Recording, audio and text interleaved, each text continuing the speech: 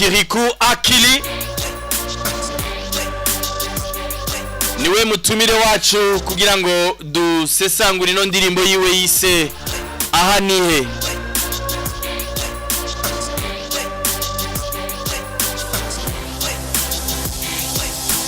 Bakunzi bimbonesha kure Buja TV muriko muradukurikirana canke abariko baratwumviriza kuri 87.6 kuri Buja FM. Numwanyu udasanzwe wo kubana nuno muririmvyi wanyu, umuririmvyi mukunda Kirikou Akili. Wifuza intererano canke ikibazo uza kumubaza, nimero ntirahinduka ni kuri 61 10 10 00. Yaje aberewe cyane,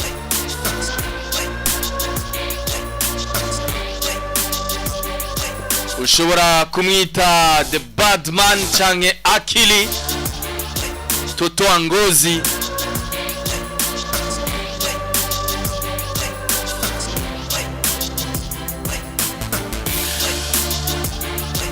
Afise indirimbo nyinshi zakunzwe, harimwo indirimbo yitwa Lala ari kumwe na Chris Easy, indirimbo yitwa Yalampaye ari kumwe na Kivumbi,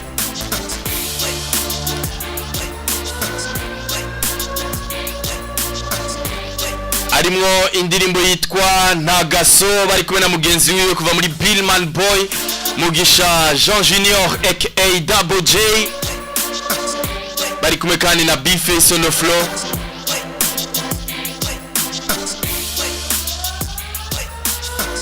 Ku munsi wa gatano nkuko twariko turabikubwira, yagize performance iteye ubwoba vraiment. Ibi bintu nabiheruka ku muririmbyi yitwa Diamond Platnumz, niwe yagize interest nk'iyo Kirikou yagize. Mta ibintu vyari kwindi poem kabisa. Mama ye narakunze ukungene yinjiye kuri stage abantu basaze, acamara umunota umwe ahagaze ariko araraba public. Hari inyuma twagiye tubona ivumbi, imbere yari mu gacerere kadasanzwe.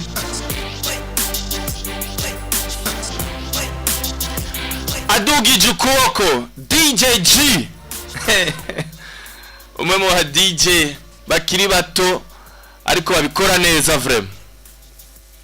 DJ G atangura n'indirimbo yitwa Bizu, abantu barakoma induru. Kirikou. Yes brother. Amakuru ni meza kabisa. Umeze neza? Ashim. Wakoze performance ndyohe cyane. Warandyohe, warampezagiye. N'ubu baracaye inovora. Asante sana. Nuwankuru kwava remera yuko ku munsi wa gatano bari kuwa ni vumbi na yashu kabisa. Asante sana. Public yakwakiranye ugweze, abantu bari banezerewe, indirimbo barayiririmba amarefre presque kuva ku gitero ca mbere gushika ku canyuma. Ku ndirimbo ya mbere gushika kuri iyi ndirimbo wahereje ko ahani zose baraziririmba. Bijya bivuze ikiga Kirikou, vyakwigishije iki kuri wewe wiyumvise umerewe gute? Bivuze ikintu kinini nya kuri Kirikou. Yeah. Bivuze ikintu kinini nya kuri Kirikou ndetse no ku muziki ndundi, kubera ko nibihesha agaciro Kirikou wenyene. Ujya na D1 ziwe boziririmba kujya baririmbyi za Kirikou. Ari noji iziwe boziririmba kujya baririmbyi za Kirikou. Double J guco nyene rero ni terambere ryahabaye ku muziki w'u Burundi, kuri Kirikou gusa. Ibintu byo gushima ni terambere ku muziki ndundi muri rusange. Kandi ni ikintu gihicizere ciza umuziki wacu. Yeah. Kabisa. Umuntu ariko araraba muri imisi no muri imyaka, urabona yuko Kirikou ariko arakora n'inguvu nyinshi gose n'ishaka ridasanzwe bimwe umuntu ashobora kwibaza ati Kiriku Akili rino shaka na zino nguvu ariko abitegwa niki? Icyambere cyo no gukura ko umuntu agenda akura agenda atahura ko agomba gukora mu buzima kubera ko ijambo ry'Imana rivuga ngo udakora nakagerero uko ugenda ukura ugenda utahura ko gukora ari cyo kintu kizokubeshaho ngaha ku isi kandi se n'umuryango se batonya banje urumva sindi jenyene rero ntegezwa gukora cyane ariko resi nivyo kuvuga umuryango umuntu wese agomba guharanira indoto ziwe ndabikora kugira amaranira indoto zanje nanje ndafise ahantu nshaka gushika kandi ndi mu bantu bizera yuko Imana ifasha umuntu yakoze yego kuri stage warashoboye gushimira Kigingi kuri rya giteramo yatunganije ariko kumbure hari nakandi kamo ushobora kumubwira imbere yuko twinjira muri promotion y'ino ndirimbo yawe ahaniye? Bo cyambere nuko ndamukunda ari mu bantu bake bantwenza sinkunda gutwinga mose ari mu bantu bake bantwenza nsanzwe ndamukunda kandi nubwo ntari kuba ndi mu giteramo ciwe nari kugenda kumushigikira kubera nsanzwe ndamukunda nsanzwe ndamufana kandi kindi naco no mubwira nuko ari umuntu adasanzwe n'umuntu adasanzwe kandi ndamuteye intege kubera ko sabantu bose bakora biriya bintu sabantu bose bagira abantu babakunda nka bariya bose bakaza kubashigikira rero akomeze kandi akomere cyane dushimire n'abantu baje kumushigikira kubera yuko hari abantu benshi badakunda kwemera ko hari umurundi ashobora gukora ikintu hakaza abantu nka bari baba baje ibintu biduhesha iteka kandi bikerekana yuko ibintu dukora bishigikiwe yego no mwaka wa 2025 mu byo tubonesha amaso turabona yuko Kiriku Akili n'umwaka mwiza kuri we uravye n'ibiteramo ariko araronka ejo bundi waratewe iteka muri Swiss na mugenzi wawe baragutumako n'urugendo rwari rumeze gute mwabaye mu bihe bimeze gute na mugenzi wawe Double J hariya muri Swiss? Gwari urugendo rwiza kandi gwari urugendo rudasanzwe kubera twari tugiye twatumiwe n'igihugu umunsi wo kwikukira rero twumva ari ikintu kidasanzwe igihugu kukwizera sanzwe gikunda urumva ko ukunda Burundi nabwo bukakwizera ukagenda ukaririmbira abarundi bari mu mahanga byari ibintu biduhesha iteka twebwe nk'ugwaruka kandi bitanga intege kugwaruka gwinshi kubera yuko hari n'abandi baca babona ati Kiriku Double J umunsi igihugu kirabizeye natwe dushize mwishake ejo nitwebwe rero ni ibintu bihesha icubahiro bitera n'intege ugwaruka uri no mu baririmbyi batewe iteka ejo bundi baronse umubonano n'umushikiranganje ugwaruka inkino n'imico kama Lydia Sekera ujya mubonano warugamije iki Kiriku Akili ari kumwe na ministre vyagenze gute byari bimeze gute? kwa rukuyaga tumushimire ko yaduteye n'iteka acari mushasha muri ayo mabanga ariko anakoza nanyu umuvuduko udasanzwe wo kumenya ngo mugwaye he uhavure yari yo mpamvu yatumye duhura ashaka kumenya ati neza na neza ni he mugwaye kugira tumenye aho uko tubavura tumenye imiti tuba ego Imana bimuhezagirire kandi Imana izimuje imbere mu mabanga yiwe ajejwe mashasha aza tugeze kure kabisa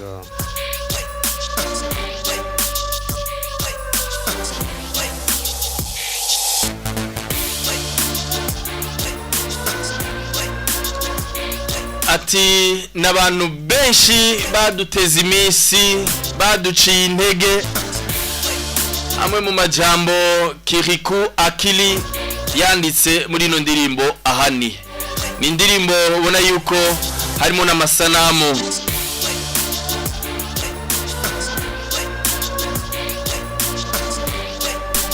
uri ku bugabane bwa Burayi uri mu makonseri atandukanye muri tournée mu wari wagize muri Europe. Iyi ndirimbo wayanditse uri mu bihe bimeze gute? Iyi ndirimbo kubera iki kuyiririmbaga Kirikou?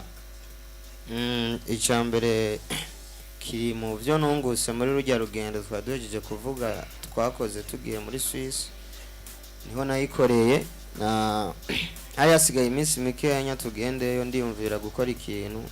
Numva Imana irampezagira cyane kubona kumanurira indege ngenda garuka nyene biranzamo ndavuga kubera iki nokora indirimbo nanje yo kwishimisha no gushimira Imana. Ifatiye kuri Kirikou cyane nubwo byoshika abantu ntibayikunda ariko nanje niririmbire kubera n'abantu turabaririmbira. Nigo guca rero nkora iriya ndirimbo kandi shimire na Double J na DJ Fernando twari kumwe muri studio n'umuproducteur yitwa Gil, bari mu bantu na bampaye amahide menshi kuri iyo ndirimbo bivanye n'ukuntu nababwiye ati indirimbo nshaka niyi, numva no gukora indirimbo yo gushima kubera intambwe Imana ibandanye nteresha nubwo atoba ari nini ariko ko biri koze kuri jewe nini kubera birarutaho narindi ejo. Ngo guca nkora indirimbo nyene baza abantu nyene banteze iminsi ariko nariririmbiye ariko hari n'abandi biyumva. Yego ati salam aleikum kubanteze iminsi. Iyi ndirimbo ukiso deja utaranayisohora yatanguye gukundwa cyane bakabaragira ama challenge.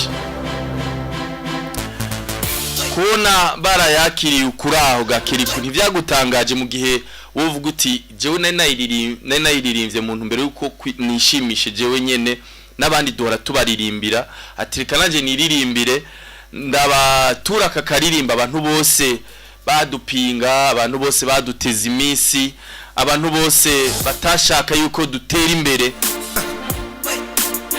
Iyi ndirimbo kubona yarakiranwe ugweze canke reka genda yite ko ari virus mu bantu kuko iyi ndirimbo yaramaze kuba hit utaranayigira na media tour.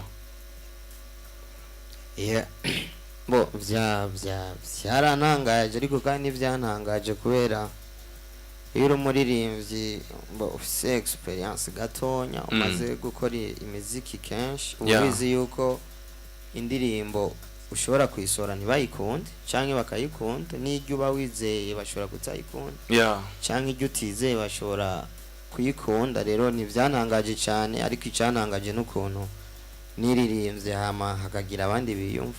Yego kabisa.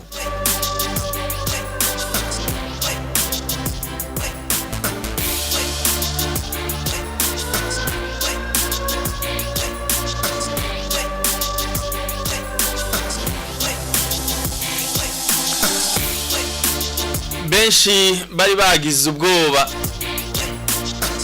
babonye utangaje yuko hari gikorwa kigiye gusohoka vuba cyane mu gihe mwari mufise hit n'ubikiri hit iki trending indirimbo yitwa Ntagaso. Strategy wakoresheje ni yahe ga Kirikou? Zose zigume ziri kuri Hawaii kuko bavuga ati Kirikou vya vrai agira sorry indirimbo d'abord indi Ntagaso iracari turacayinovora n'ubu tukiriko. Oya nta strategy nimwe uretse ubuntu bw'Imana kandi umuntu nashobora kumviriza indirimbo imwe umunsi wose nivyo ukunda kandi Ntagaso ni indirimbo nini cyane sinibaza ko hari indirimbo izosohoka uyu mwaka iri tuburemere Ntagaso. Nivyo hari indirimbo nyinshi zizosohoka zikundwe, hari nizimaze gusohoka zinini za Kirisese za Salam Aleikum ni nyinshi zimaze gusohoka abantu bagakunda, ariko Ntagaso ni indirimbo umuntu wese yo atera yiyumva. Indirimbo bigoye ko gukura ku mwanya kubera ko izi zindi hari abantu batozumviriza ariko Ntagaso nta muntu n'umwe yumva ibintu biriko biravugwa atoyumviriza kandi atoyiko kabisa. Telefone twamaze kuyugurura, turaza kubaha umwanya ukwiye cyane kugira ngo mushobore kuyagana Kirikou Akili kuri ino ndirimbo yiwe nziza, ino mega hit, indirimbo yise Ahanihe. Kiriko nta bakubwiye ati indirimbo uzoyite Salamareko kubera iki kuyitahaniye Linoji na Monya frere nibo bansavye ko nahita Salamareko ariko je nayisani he kubera bo shatse ibi y'abarundi cyane Salamareko umengo uyifokasinze sana mu wabizima cyane urumva ariko ahanihe umuntu wese ariyumva kubera ko ubuzima umuntu wese umutaxi vero umuntu akora akazi ko mu nzu aba yumva uyu munsi yarateye imbere kurusha ejo haheze rero niyo mpamvu nahisemo kuyita ahanihe kugira umwe wese yiyumve yego. Allo Buja TV. Allo. Ni gute? Ni sawa. Ninde tuvugana? Ni Rabia. Rabia no musi nabazaniye Kiriko akili. Bamwamukije cyane. Yambu. Eze neza. Cyane. Akabazo cyangwa intererano kuri no ndirimbo yiwe. Oh la la, Rabia baciba mukura ku murongo ariko muraza no kwandika ama commentaire abatari ko bararonka umurongo wa telefone ku Samirizi Buja TV murandika ama commentaire turaza kuyasoma. Allo. Hello. Ni gute? Allo. Muraza kwandika ama commentaire atandukanye kuri Buja TV kuri YouTube naho nyene turi live.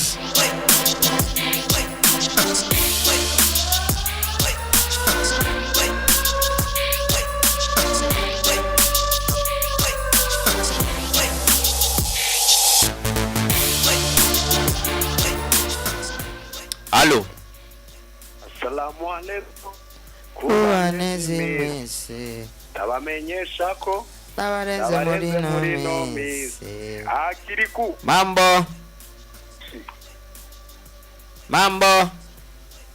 Kiriku. Mambo. Arakumva. Sava et toi?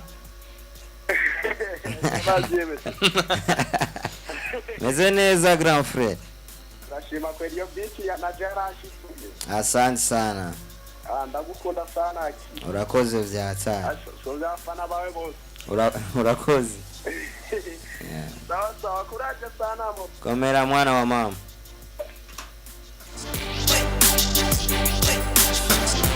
Fernand ati mbari DJ Israel salut mbariza Kiriko arafise groupe y'abafana biwe kugira ngo natwa tuzodushiremo. Fernand Sindayifise ariko nzoyikre kabisa.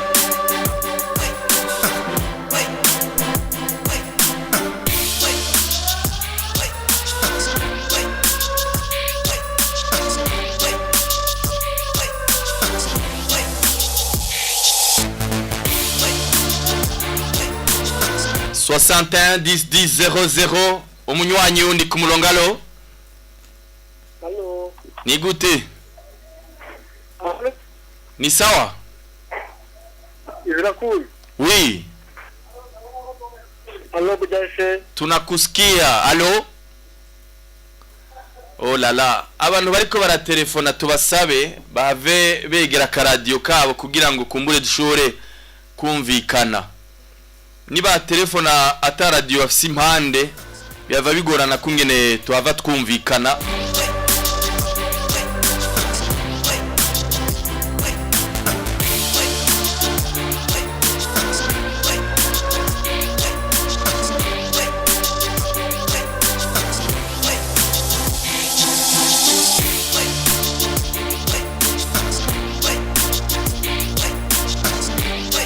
Yes, allo. Allô. Allô. Allô. Oui. Oui, ça va. Muratwumva? Turiko turabumva bebe. Uyu mwana. Pepe. Uyu mwana vraiment yo yari yifuza kuvugisha twari ko mu telefone. Ibaze.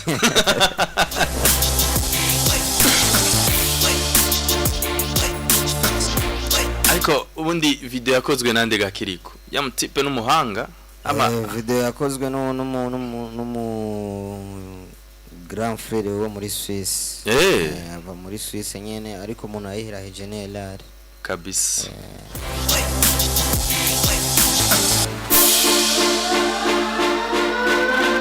Allo Budase. Allo. Badman. Yes brother.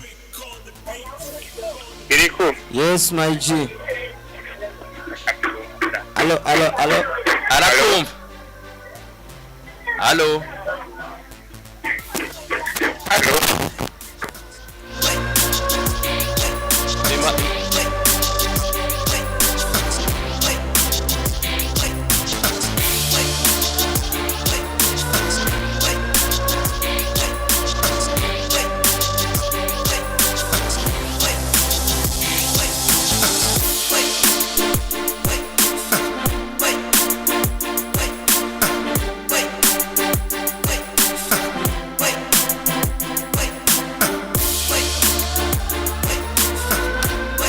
Allo Buja FM aya nama message tugiye gusoma kuri 65 kubatwandikiye kuri telefone yo kuri televiziyo 65 04 02 54 ama message tugiye kuyasoma harimo message yuno Kenny atwandikiye ari mu Ngagara ati Buja FM ndabafana Kiriko nanifuza yuko muzokorana ngo featuring na Dramati ati nizere yuko mukundana hama courage bro ndagukunda asante sana tuzobikora inshallah uwo yitwa Kenny atwandikiye ari mu Ngagara uwitwa Divine Mukinanira ati ndamukiriza Kiriko aracari ko arandika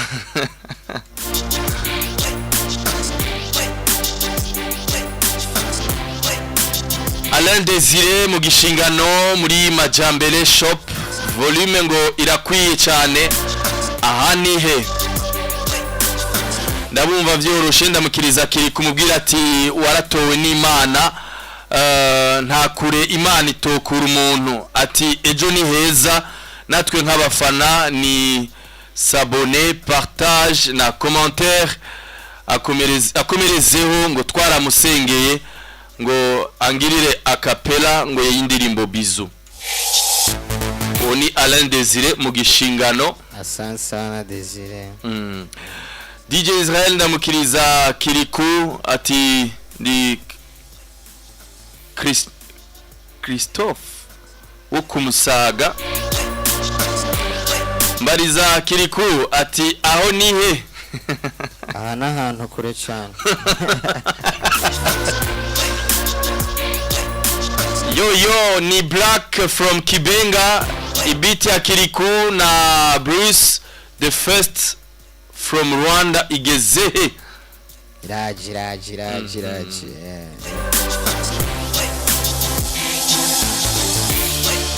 Salut ni Stefan DJ Israel mbariza Kiriku ati gahunda z'ibiteramo zikurikira niza Stefan ashini imvura amafisha guma menga na volleyball bamuhamagaye kuri Eden tuzoba turi kumwe na Green Park muri bye bye vacances ibiraka vyose kiriko arabimaze aha ni he none samahiti ahantu kure cyane bakurikirana imbuga zanje kubera ko ibiraka ari byinshi kubidondagura akakanya byaba bigoranye abasanga navyitiranije ariko ku mbuga zanje ndashira kama afishe nkashira kama video ndiko ndatumira abakunzi b'ibikorwa byanje ndamukunda cyane ni Divine Mukinanira abana tubana n'abazungu gusa ngo baragerageje ngo kuvuga ahanihe ngo baragerageje kuvuga ngo ahanihe ati mbwirira Kiriku Imana imukomeze cyane ngo turamusengera cyane ndamusavye andamutse yambu amen Divine bizu nanje ngo ndi mu Cibitoki cya Rugombo nitwa Medi Guigael Kiriku ararenze cyane akapera ngo yigitero oya ngo ciwe ngo nta gaso amakapera zibaye zibiri. Okay. Gute Kiriku akili umeze neza, nitwa Gael Bukuru ndi mu Gihosha, indirimbo ndayifana kandi courage yaranshituye mutama. Merci beaucoup Gael. Urumva naye amaterume ya peti yo mu Gihosha. Yaranshituye. Kiriku uririmba neza, uraturyohera vraiment, courage. Uyu mudemu nta zina yavuze, ariko profile y'umukobwa nibaza yuko yitwa Solange cyangwa Soso. Merci Soso. Jambu ni Divina Chiakuramutse. Okay. Hello, ni Melance Mukanyosha, turamuramukije Kiriku akili hama Imani mujimbere mu ma projet yiwe yose. Ati merci beaucoup waraturyohereje ku munsi wa gatanu kwa Kigingi Sama Comedy. Merci. Man, nukuri ko Imana warimvye neza Rasta. Asansa. Ya performance irateye ubwoba. Asansa. Irateye ubwoba ni za zindi za kandi ya playlist wakoze man. Ngene wanazitondetse. Yabadushigikiye birakonda. Bijye uri kubikora atabantu bahari. Nabonye n'imipira iriko ama playlist yawe abantu bayambaye. Ana iri ku isoko? Oya? Cyane gahoro gahoro. Yari playlist yuri ya munsi nyene. Azigiye kwa Daju. Yagize play. Kugira ngo ntuyi Daju giyaza abantu bose muri staff yiwe bari bambaye playlist y'indirimbo. Go frame. Yari giye uri ku butambiro bigasaba kugenda kwa DJ kumubaza ngo akurikiriye. Rero hajya byarafashije cyane. Kabisa.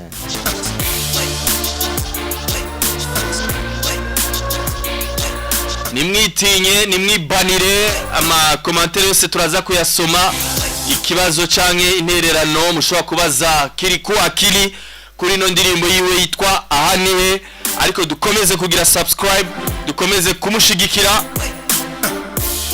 no gukurikirana imbuga ziwe. Nabariko baradukurikirana kuri Radio Buja FM, urashobora gutelefona, telefone yasuye kuja ku murongo. Allo. Oui. Allo. Ni sawa? Allo, ndi Jordi nagomba mu Jordi, turakumva.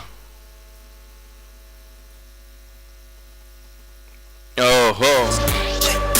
Joshua wo mukanyosha ati indirimbo igiye gukurikira ya Kiriku azosohora izoba yitwa gute? Nibaza yuko kubanza gufilinga indirimbo Ahanihe. Zokora remix ya Ahani. Remix? Yeah. N'imvura y'abaririmbyi. Kandi babarundi. Kabisa. Mwumvise Joshua ari ya mukanyosha, igikorwa gikurikira gahunda ya hafi kuri Kiriku ni remix ya Ahanihe kandi n'abaririmbyi b'abarundi. Ahubwo baramfasha kwandika muri YouTube mu commentaire abo bifuza kandi barondera hakirika. Kabisa. Ukeneye bangahe? 3 4.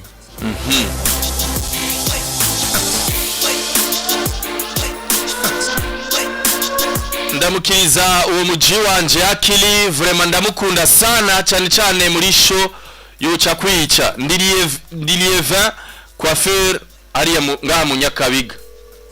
Asante sana Lieve. Ndi mu Rwanda kikunda mwemera cyane ndwitwa Robin. Asante Robin.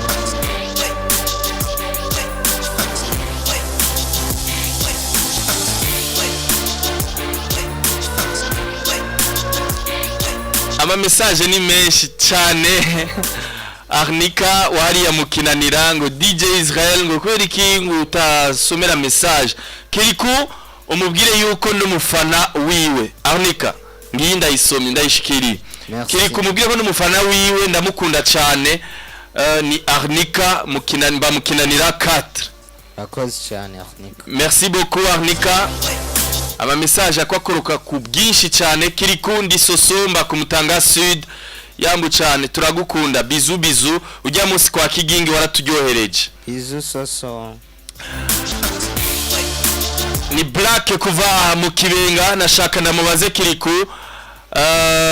arafitani indirimbo na Big Fizzo nimba ihari eske izosohoka hama muri remix Ahanihe utugarukanire Kivumbi turagusavye yamaze kuvuga yuko azokorana n'abarivyi b'abarundi ico ki kana ndirimbo afitaniye na Big Fizzo ushobora kumundamukiriza Kiriku ndumufana wiwe mba ikiriri Elisa Yambo mwana w'ikiriri Elisa Jafet Mukanyosha iyo remix nkene yabaririmbyi Double J B-Face hamwe na R Pro inshallah Charlene Mugasekebuye Badman ndagukunda cyane deja ndanagukumbuye Mugasekebuye ahani kiri ku hejuru cyane turagukunda ubikora neza Charlene wariye Mugasekebuye uramumenye sinamumenye kweli twagukumbuye kweli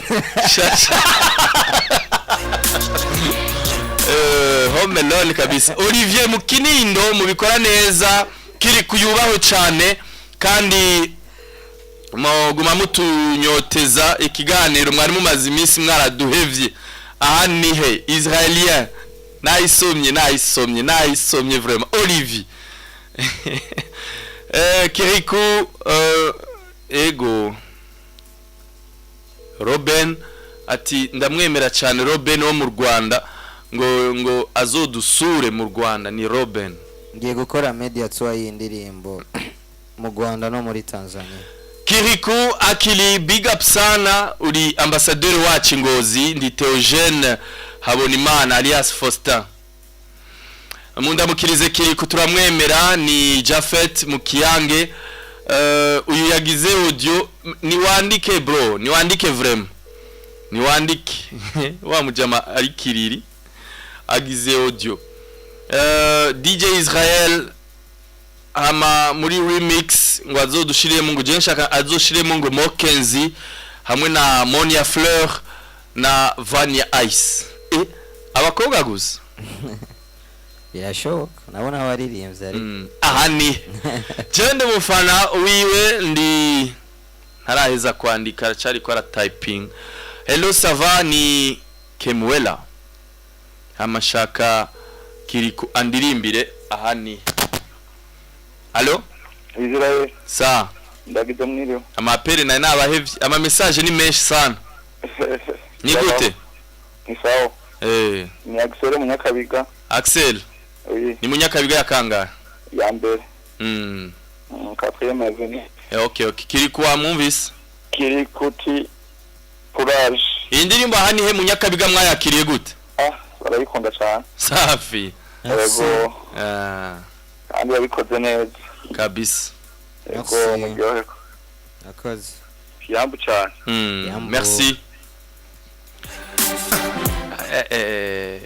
nivuze izina ati Kiriku ati ndi mama wawe muto w'Ingozi arakuramutsa cyane mama Emna ni Emna Ngozi uramuzi ndamuzi twa Violette yambu aratwandikiye aha Badman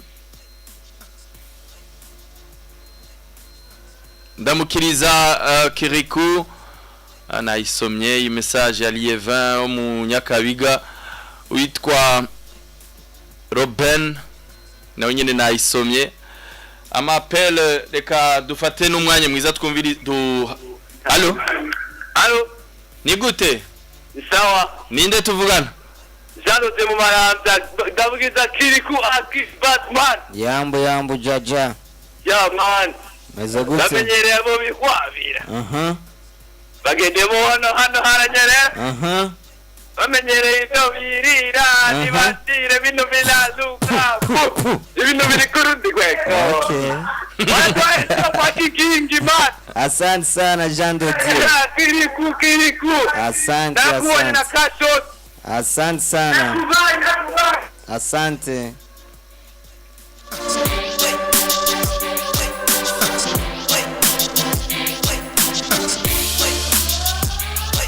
hari n'igikorwa citeka Kiriku wakoze muri sisi wenyewe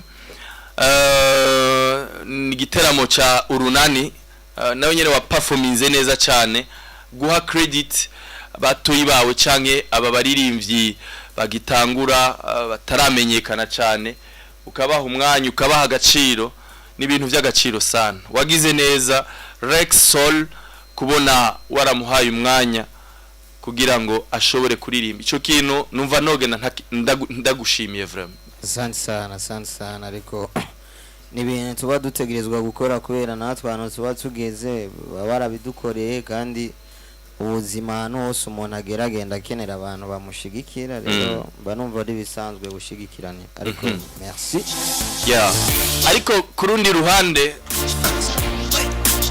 muri iyi minsi hariya dukije canke hariya dukije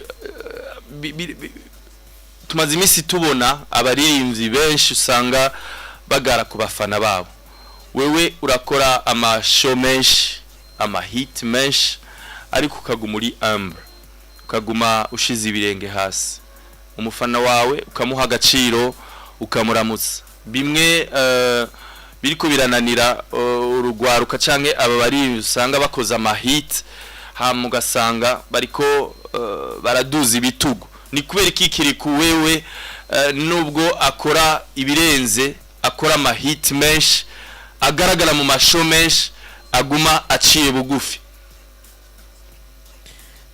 ikintu cyambere ni kubera igituma ndabikubajije twako turagira deba zitandukanye muri groupe y'aba journalist n'aba DJ haragarutse cyane izina Kiriku ukungene nubwo uri kurakora amahit menshi nubwo uri kuraja mu bihugu bitandukanye nubwo uri kurakora ibiteramo uri muririmbyi ari humble afise ibirenge hasi uri muririmbyi utazi donc kubaho ku muntu gutyo ni kubera iki Kiriku aguma ashize ibirenge hasi ikintu cyambere cyo urumva discipline ni ikintu gikenewe kandi kitaraba ngo urinde canke uriki kubera ko akwisi nasanze nta muntu n'umwe akunda ko umuntu amwubahuka nubwo umuntu yoba ari hasi yawe nubwo uba ari umufasha ngira guhema umwubahuse cyane hagera igihe akabirambikwa rero biri muri iyo mpamvu numva ko discipline ari kimwe mu bintu bizomfasha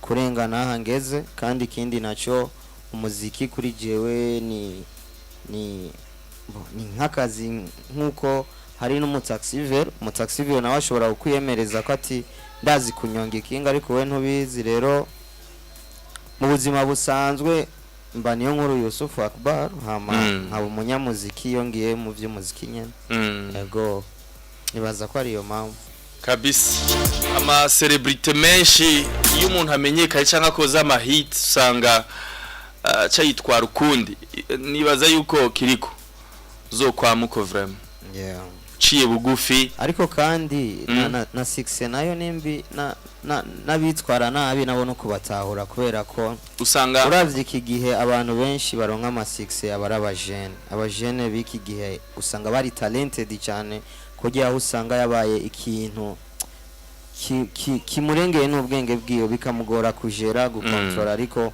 ikiza c'ivyo bintu haragera igihe ugasubira ukaba wawo undi kubera ko ntuguma ku mwanya ibihe byose amashugwa aruma kabisa yandi haragera igihe utahura yuko kwishira hejuru ataco bimaze ukwiye guhuza n'abantu kabisa witwa Black hariya mu Kibenga yabajije ati nashaka kubaza Kiriku hoba hari akabazo hagati yawe na B-Face ngo mu minsi heze ngo yarapostinze amajambo avuga ngo yuko ngo biba ari mu hypocrite byo byaraheze ivyo nivyo yaraheze